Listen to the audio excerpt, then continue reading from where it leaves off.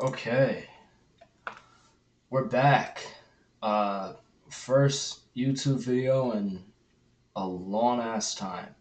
So today we are reacting to this YouTube video from Jonny Arnett. If you guys know who this is, he's one of the most respected voices in the basketball community when it comes to just facts and good takes on basketball. So the title of this video is This Guy Really Believes Michael Jordan is Overrated. Now, me personally, I don't think it's possible to overrate Michael Jordan. I think he's probably the greatest player of all time.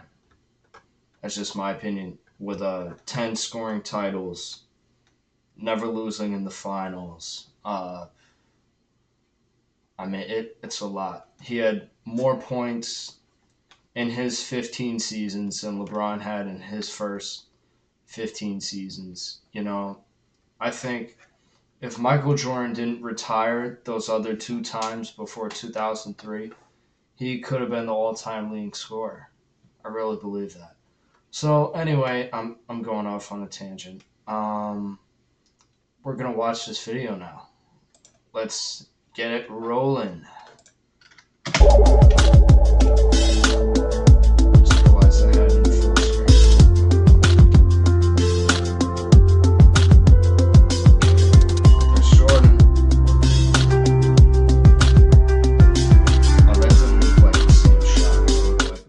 So a while ago, I did some videos with my friends on this channel in a podcast type format. Some of you really dug that content. But the thing is, that type of content was more debate oriented and didn't resemble my typical videos on this channel. So because of that, we decided to start a brand new channel for these types of debates and discussions. I'll also be having guests on that channel, and I'm really excited about some of the guests that we've already got lined up. The new channel is called Jonny Talks, and a link to it is in the pinned comment, so give it a sub if this type of content interests you. And as a way to give you a taste of what to expect, here's a debate with my fellow co-host and lovable psychopath, Dario Albuquerque, who genuinely believes that Michael Jordan is overrated. Around the world are holding him to a standard that he didn't even get held to himself. When someone misses a game winner, when someone loses in the NBA Finals, they say Michael Jordan would have never done that, and it's just truly not a standard that he did for himself. When Michael Jordan faced the Boston Celtics in the 1987 first round of the playoffs, everyone said there's no way he could have beat the Celtics team, and he dropped 63 on them, and then that's part of his legend. But you got a guy, LeBron James, who goes to the NBA Finals, faces arguably the greatest team to ever be built, the 2018 Warriors. That is the 1996 Chicago Bulls. 72 wins, 10 losses, and they won the championship. With Kevin Durant going for their second championship, he gets swept in the NBA Finals, drops of almost 50-point triple-double, and that's looked at as a blemish on his career. When people talk about LeBron James, the first thing they say is he lost 6 NBA Finals. And just because Michael Jordan went 6-0, they hold him to this ridiculous standard. Yeah. First off, I feel like more than anything is you're making the claim that everybody needs to be a little bit more objective when it comes to their favorite player. Because I don't see it one way or the other. I am very impressed by the fact that LeBron, at 22 years old, took the 2007 Cleveland Cavaliers, defeated the Detroit Pistons, who had been to the Eastern Conference Finals 5 straight seasons. He scored the final 25 points for that team, had 48 points in the game. He did that at age 22. And Steve Kerr, who had been teammates with Michael Jordan, who was calling the game, said it was Jordan-esque. And then he obviously went on to get swept by a superior San Antonio Spurs team in the 2007 NBA Finals. I am impressed with the fact that he was able to get to the finals there. I am impressed with the fact that Michael Jordan scored 63 points against the Boston Celtics in 1986, who were the number 1 ranked defense that season. And still to this day, that's the most points ever scored in an NBA playoff game. I also find that impressive. I do find it impressive that LeBron James took the 2018 Cavs to the NBA Finals, almost put up a 50-point triple-double, and still lost to the Golden State Warriors. I understand that one specifically is not a blemish. But there are certain L's in that finals record that are definitely blemishes. Okay? One of those. Like, I'm just gonna interrupt him a little bit, which I mean, I get maybe I shouldn't do that, but he's probably gonna say when LeBron let, I think Jason Terry got like 35 points off of him in the finals or something like that. But that was crazy. In the NBA finals, you're getting locked up by a role player. For example, is the Dallas Mavericks series in 2011, where they were heavily favored. And if LeBron doesn't come up small, missing shots he shouldn't miss, having an 8-point game in the NBA Finals, getting outplayed by Jason Terry, they probably win the championship that season.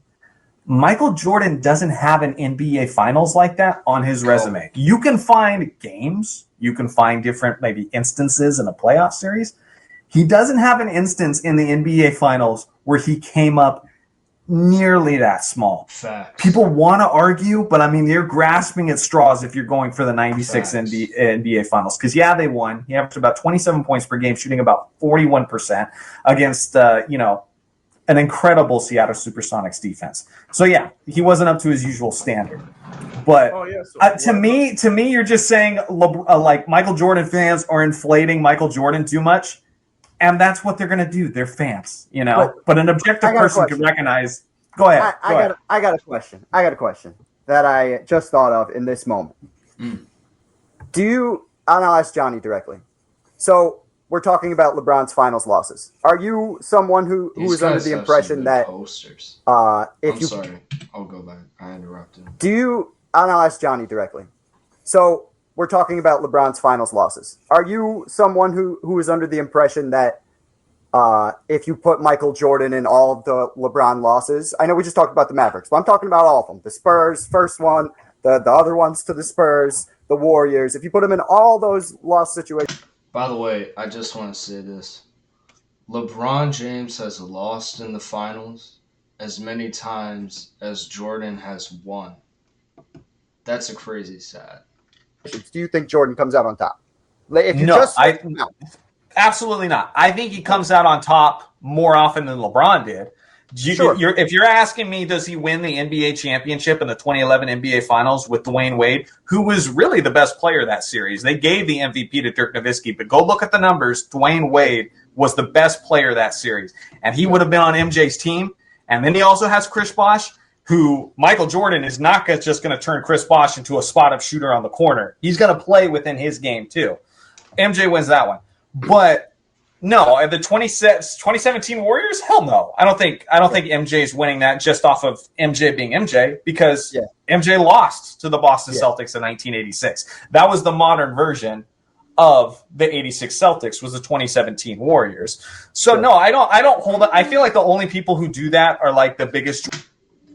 I mean, the 2017 Warriors didn't have as much of an interior presence just because of the bigs they had. I mean, Draymond Green was solid around that time, but besides that, you had your main two big men were JaVale McGee and Zaza Pachulia, and I think David West coming off the bench, maybe like, I'm trying to think, Damian Jones. Maurice Spates went to the Clippers after 2016. So the Celtics for sure had better bigs than the Warriors because they had Bill Walton coming off the bench, Robert Parrish, and Kevin McHale in the starting lineup. And then, trying to think, what other bigs they have? I don't know. I'm blanking right now. But they had three very solid bigs that were playing at a high level. And the Warriors really, I would argue, didn't have any because Draymond Green was really a small forward playing up because the Warriors needed somebody to be in that 4 spot, and I don't think they want to carry 2 centers in the lineup.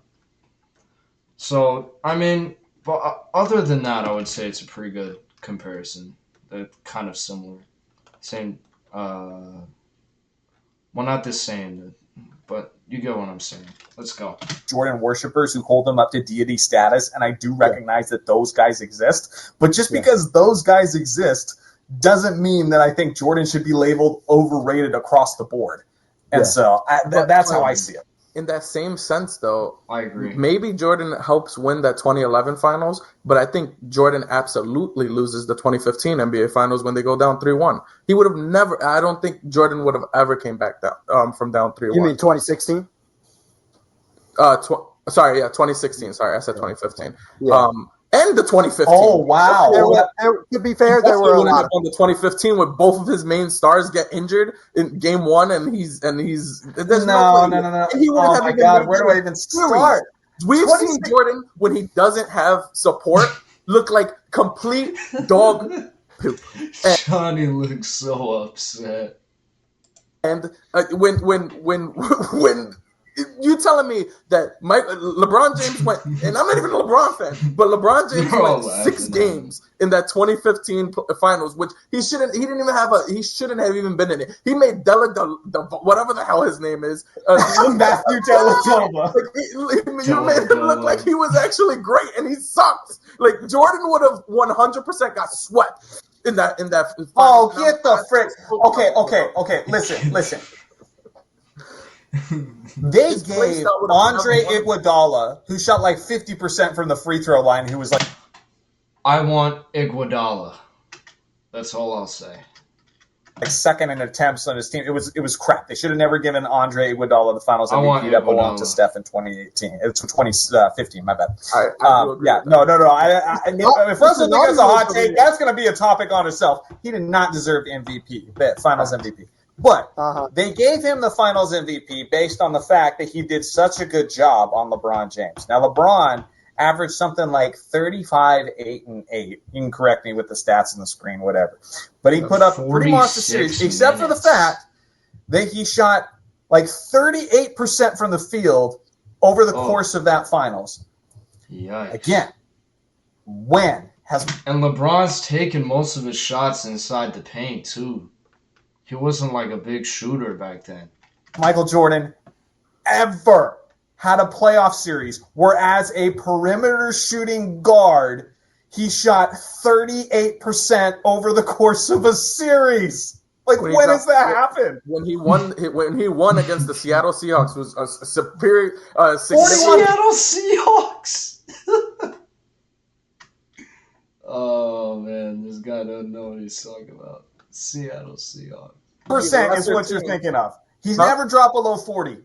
41% in 96. You're telling me a shooting guard at shooting 41% is great, and he's looked at and he gets a Finals MVP and everything for that. And he had a way more of a supporting cast than LeBron did in that final. And this is not even supposed to be a LeBron versus Jordan debate. It's just it's because LeBron is held to that same Jordan standard that I'm talking about. Which is why I'm trying to say Jordan is overrated. He's okay. I will give him this. There is some merit to the argument that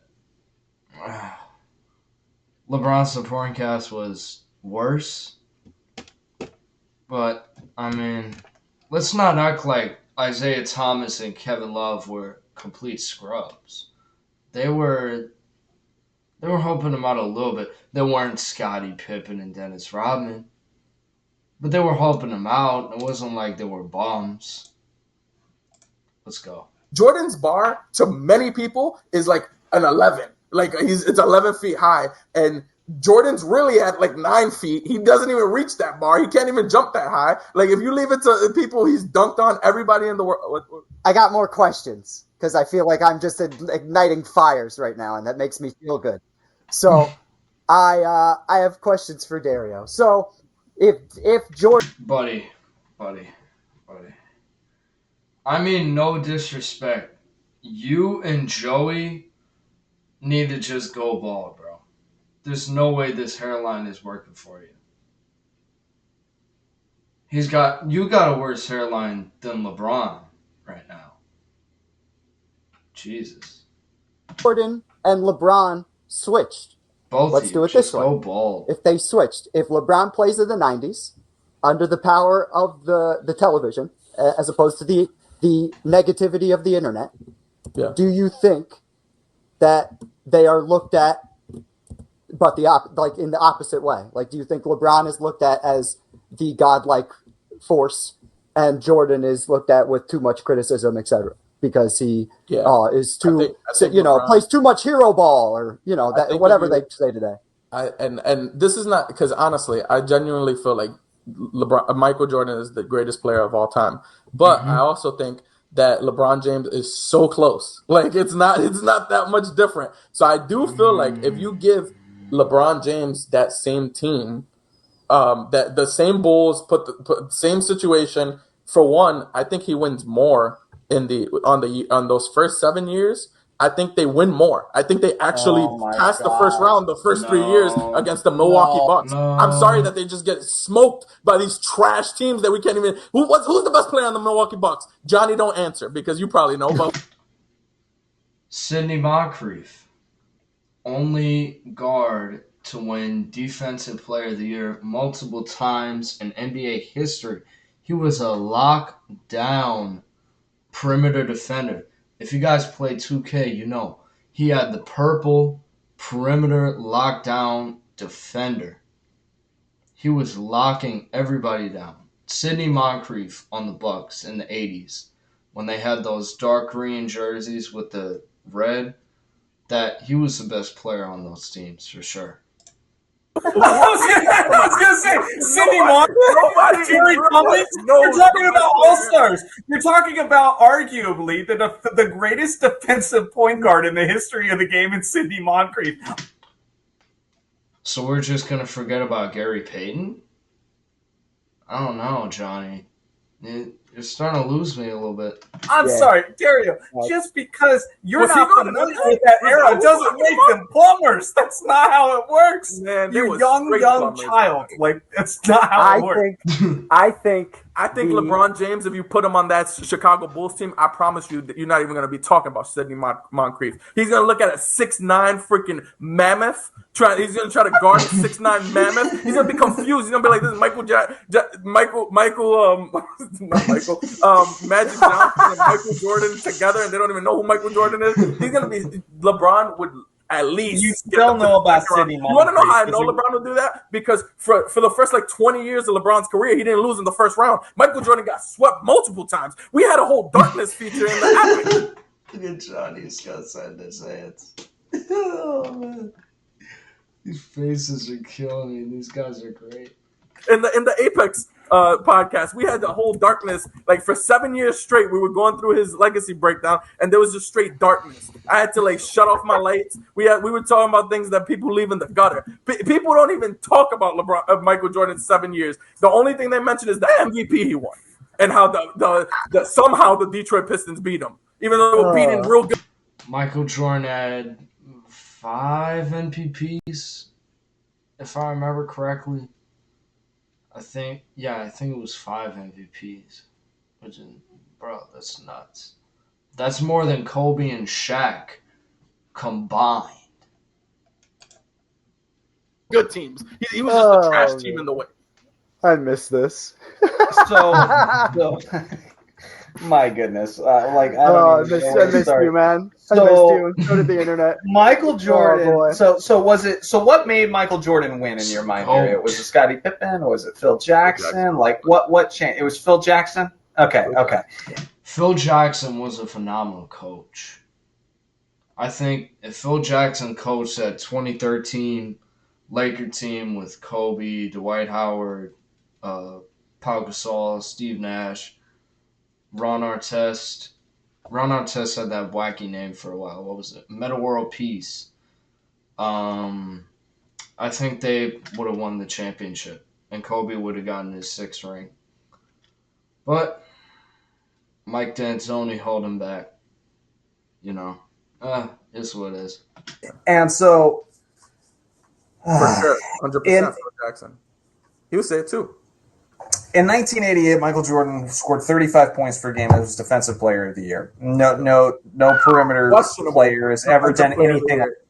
Questionable. Oh, sure. Go watch those games. On Johnny's channel, please check it out. Go watch those games like I did and see how much he was a hound as a shot blocker. He was terrifying on defense. Honestly, I was watching and I was like, this was like watching Ray Lewis in his prime. Like, I know a different sport, but just the way he's lurking and waiting and as the help defender just coming strikes right at the perfect time.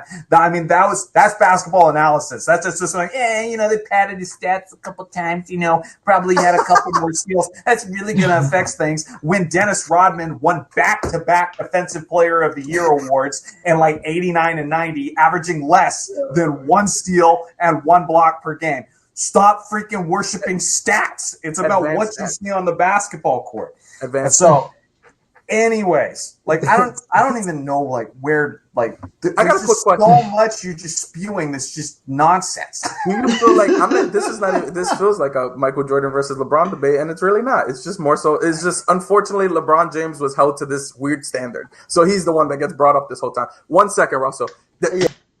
The bronzexuals are always going to make excuses for him. When Michael Jordan wins a championship, it's a team accomplishment. When LeBron loses a championship, it's, he didn't have enough help. LeBron fans make way too many excuses for him. Yeah, okay. Quick question. Do you believe that 2012 LeBron James, who came in second place in Defensive Player of the Year by like 1 point, and the guy who actually won it was second team all defense, not even first team, because I think the media kind of wants to protect Michael Jordan. But Michael Jordan, who Different has groups of voters, but all right. Yeah, all these fake home stats that we literally proved. You proved. Thank you, Johnny. You went through all the footage and stuff. I appreciate it. It was a great 30-minute long video or something like that. I loved it. It was awesome. I love learning from you, Johnny. And I just have a question. Who do you think is a better defender from those? If you had to compare those 2 seasons, because last time I remembered, LeBron James was able to guard all 5 positions and was straight locking people down, and he won back-to-back championships that year. I'd say 4 out of the 5 positions. I don't think LeBron could guard a true center. I don't believe that. It was 2013. Okay. The guarding all 5 positions is nonsense because Hakeem Olajuwon, can he guard point guards?